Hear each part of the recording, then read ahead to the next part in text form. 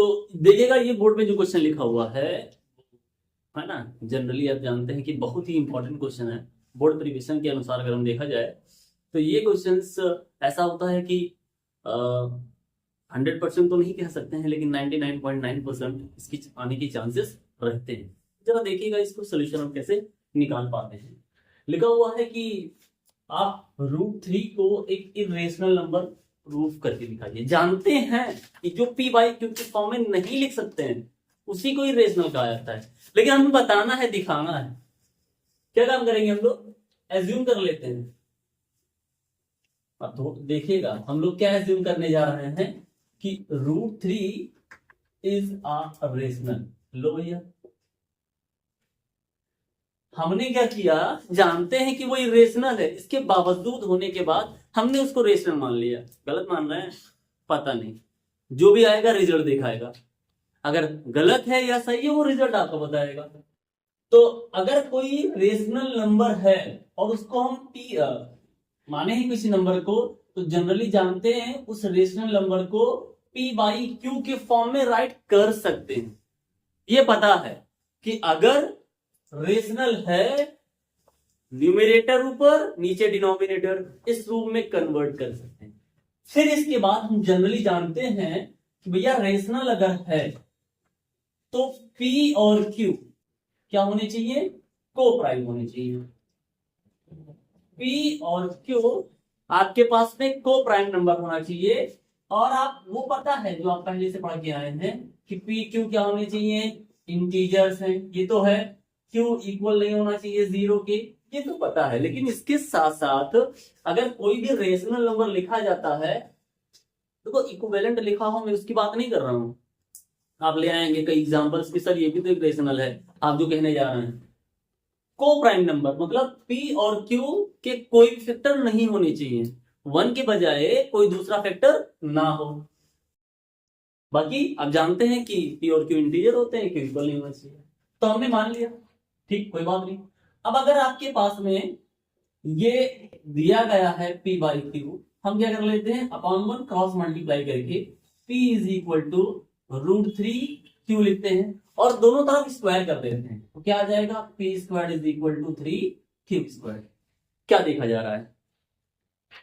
क्या देखा जा रहा है कि ये अगर प्रोडक्ट के फॉर्म में लिखा हुआ है, इसका मतलब ये नंबर अगर इधर दिया गया होता तो ये p स्क्वायर को 3 डिवाइड कर रहा होता, इस p स्क्वायर को 3 डिवाइड कर रहा होता, तभी तो प्रोडक्ट के रूप में लिखा जा रहा है। कोई नंबर प्रोडक्ट के फॉर्म में लिखा जा रहा है, इसका मतलब वो कंप्लीटली डिवाइड करके तब लिखा गया होगा प्रोडक्ट के फॉर्म में। तो यहां पर हम जो देख रहे हैं 3 डिवाइड्स p स्क्वायर, और हमने एक थ्योरम पढ़ा रखा है कि अगर कोई नंबर उसके स्क्वायर को डिवाइड करता है तो वही नंबर आल्सो 3 डिवाइड्स p, तो p को भी डिवाइड करेगा। अब अगर हमने कह दिया कि भैया p को डिवाइड कर रहा है, ठीक है, मान लेते हैं कि p को डिवाइड कर रहा है, तो p को डिवाइड करेगा अगर 3 तो कुछ रिजल्ट मिलेगा, कुछ मान लेते r मिल जाएगा। अब क्या हो रहा है, p is equal to 3r लिख देंगे, फिर से दोनों तरफ स्क्वायर करते हैं, तो दोनों तरफ स्क्वायर करने के बाद में p स्क्वायर और यहां पर आ जाएगा 3r स्क्वायर, तो 3 स्क्वायर इज इक्वल टू 3 का स्क्वायर आपके पास क्या आ जाएगा? 9r square. ये इक्वेशन सेकंड और ये हमारे पास में इक्वेशन कितना हो जाएगा? फर्स्ट। देखें हमारे पास में फर्स्ट और सेकंड है, तो इन दोनों इक्वेशन से ये नहीं, यहां रखेगा, ठीक है। इक्वेशन फर्स्ट और इक्वेशन सेकंड की हम बात करें तो उनसे हम क्या देख रहे हैं कि यहां भी p स्क्वायर्ड है, यहां भी p स्क्वायर्ड है। आपके पास क्या हो जाएगा? 3q squared is equal to 9r squared. 3 से डिवाइड करेंगे 3 आ जाएगा, q squared is equal to 3r squared. यहां पे 3 क्या कर रहा है? q स्क्वायर्ड को डिवाइड कर रहा है, 3 divides q squared, also 3 divides q। अब अगर आप देखें इस वाली लाइन से, ठीक है, तो यहां पर क्या नजर आ रहा है कि p को कौन डिवाइड कर रहा है? 3 डिवाइड्स p। यहां पर क्या दिख रहा है?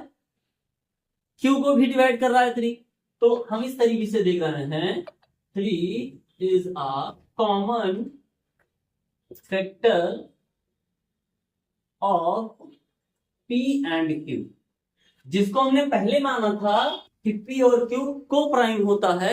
अब वही नंबर हमको क्या देखा जा रहा है कि एक फैक्टर और दे रहा है, 1 के बजाय दूसरा कोई फैक्टर दे रहा है। इसका मतलब ये कॉमन नंबर, कॉमन जो को प्राइम नंबर था वो को प्राइम नहीं रह गया। और ये आया क्यों? But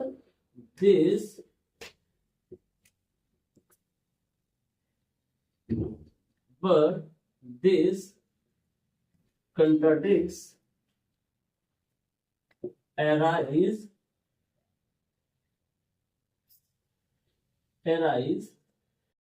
by our wrong assumption। ये आया क्यों था? क्योंकि हमने गलत मान के रखा था कि P और Q के कोई भी कॉमन फैक्टर नहीं है। हमारा जो ये कंट्राडिक्ट आ रहा है कि कंट्राडिक्ट क्या आ रहा है कि 3 एक कॉमन फैक्टर है, वो अराइज इसलिए हुआ है क्योंकि हमने पहले ही कहा था कि P और Q के कोई कॉमन फैक्टर नहीं है। तो इस तरीके से हमारा कंट्राडिक्ट जो है वो रॉन्ग हो जा रहा है। सो हम क्या लिख देंगे? √3 इज एन इरेशनल। ठीक है, √3 कैसे इरेशनल हुआ है, इस पूरी बातों को यहाँ आप बोर्ड पर देख सकते हैं कि किस तरीके से हम इसको प्रूव कर सकते हैं कि ये एक इरेशनल है। आई होप कि आपको वीडियो पसंद आया होगा। अगर वीडियो पसंद आया हो तो लाइक शेयर कमेंट करना ना भूलें। मिलते हैं अगले वीडियो में। Bye and take care.